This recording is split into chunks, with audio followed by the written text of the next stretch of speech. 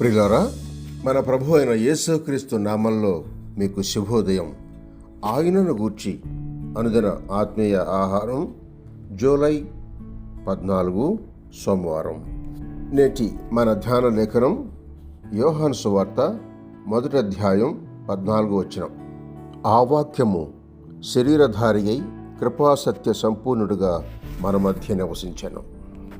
వ్యాఖ్యాన అంశం ఆయన అవతారము. 3వ అంశం దేవుని కుమారుని వినయము, విధేయత, తగ్గింపు. వ్యాఖ్యాన అంశం ఆయన అవతారము.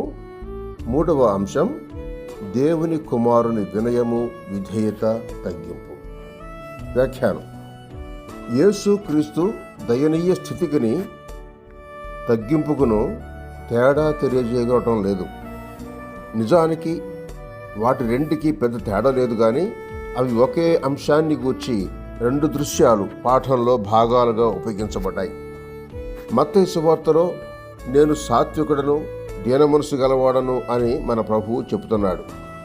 ఫిలిప్పీ పత్రికలో ఆయన వినయమనస్కుడని, విధేయుడని, తను తాను తగ్గించుకునని పౌలు రాస్తున్నాడు.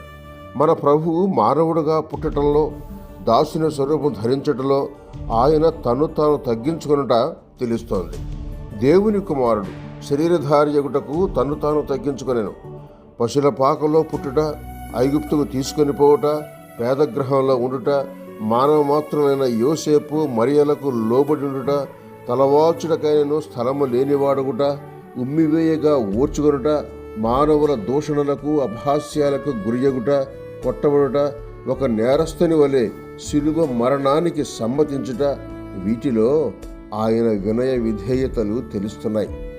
అక్కడ పాపమెరుగని దేవుని కుమారుడు, నిర్దోషమైన దేవుని గొర్రెపిల్ల మన పాపాలను మోసుకొని మన కొరకు పాపంగా చేయబడెను.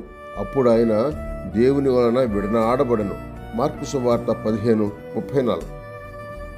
దేవుని నీతి పరిశుద్ధతల వలన ఆయన విడిచిపెట్టబడవలసి వచ్చెను. అట్లు ఆయన మనకు ప్రత్యామ్నాయ బలి అయ్యాడు. పాపమెరుగని ఆయన పవిత్రుడు, ప్రాయశ్చిత్తకరము అయినది. అది మన రక్తం కాదు. ఆ కల్వరిపై దేవుని కుమారుడు, మనుష్య కుమారుడు అని తన్ను గురించి చెప్పుకున్న ఆయన మానవుని స్థానంలో నిలిచి ఎంతో తక్కువ స్థితి, హీనస్థితి అనుభవించాడు. అత్యధికమైన శ్రమను అనుభవించాడు. ఆయన ధనవంతుడై ఉండి మీరు తన దారిద్ర్యం వలన ధనవంతుల కావలను అని మీ నిమిత్తము దరిద్రుడాయను అని 2 కొరింథీ 8:9 చెబుతోంది. మానవుల రక్షణార్థమైన దేవుని సంకల్పంలో దేవుని కుమారుని వినయం, విధేయత, తగ్గింపు అవసరమయ్యాయి. మానవుడు మరణశిక్ష నుండి తప్పింపబడలను అంటే అతని స్థానంలో అతనికి బదులుగా మరొకడు మరణశిక్ష అనుభవించాలి. ఎలాగనగా పాపము వలన వచ్చు జీతం మరణము, మరియు రక్తము చిందించకుండా పాపక్షమాపణ కలగదు. అయితే దేవుడు ఆత్మ అయ్యున్నాడు. అందువలన ఆయన చనిపోలేదు, రక్తమియ్యలేదు. కాబట్టి దేవుడు తన జ్ఞానమును బట్టి దైవత్వంలోని ద్వితీయ వ్యక్తి శరీరధారి అగినట్లు నిర్ణయించాను. అలాగూ శరీరధారి అగడం ద్వారా దేవుని కుమారుడు దేవుని నిత్యత్వ ప్రత్యక్షత అయ్యను. హెబ్రీ 1:3. అట్లు ఆయన దేవుని బయలుపరచాడు.